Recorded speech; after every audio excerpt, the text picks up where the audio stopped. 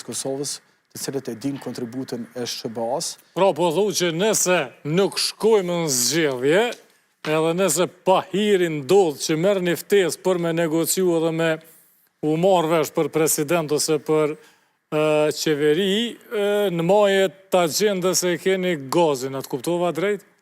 Gazi do t'jetë në majet të agjendës edhe në këtë periudhë të tentimit të mashtrimit të Albin Kurtit se po du me bo qeveri, se po du me bo president, po veni prap ka me shku në zgjedhje. Pra edhe në qëtë periudhën 3-4 mujore, sepse ai do të mundot sërish me na qu në zgjedhje dikun 10 orë, sërish me marrë një datë të cilën ai tash me para pëlqen, duke tash ish 27, nuk është më 28. 10 orë? 10 orë. Pra, këtë do t'jetë synimi i radhës, presidentin që ja bën sërish këtë datë e ka, mund t'a ketë aty. Pra, ne do t'jemi dëshmitarë kësaj, po përveç kësaj, ne do të përkujdesim si parti politike që marrëdhënë me Shtetin Bashkuar të Amerikës mos të lëndohen nga një refuzim i qeverisë për gazin amerikan, sepse refuzimi i kësaj qeverie nuk është refuzim i popullit të Kosovës.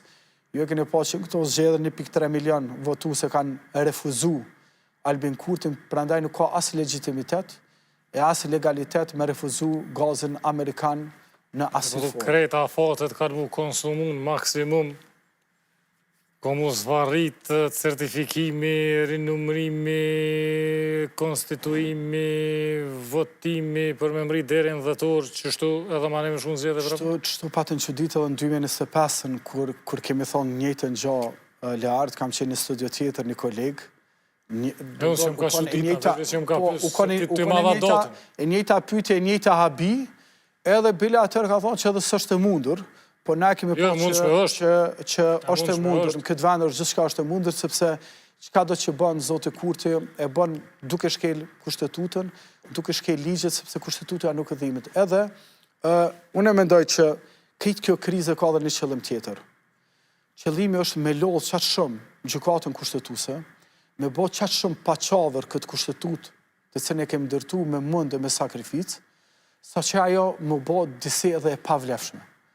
Edhe kështeti i atisarit më bo i pavlefshme. Dhe ka me komunikim me diplomat të cilët e ki meq një që ka me dhonë në lartë.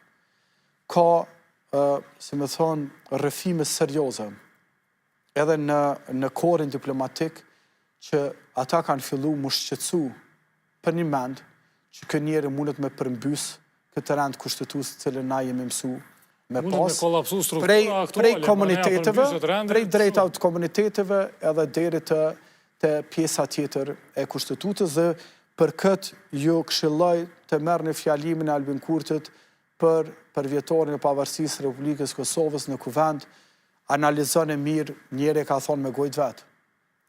Tha, pakoj atisarit në frymen geopolitike të atëhershme kur është ndërtu, ka qenë rregull. Por në rrethana geopolitike të sotshme është totalisht e pavlerë. Pra, kjo është një indic i fort, sepse politikanët nuk flasin, do të thonë kështu flasin, kjo është një indice e fort që këtë qëllimin final nga kjo lodhje ligjore, lodhje kushtetuese, nga kjo lodhje qytetarëve, lodhje parlamentit, lodhje partive politike, medjave, e gjithve, si qëllim final e ka përmbysjen e rendit kushtetues, edhe kësaj kushtetutë çfarë njohim, sepse a di pse? Sepse nuk ka hisën ta. Dhe gjithçka që ai nuk ka hisën ta,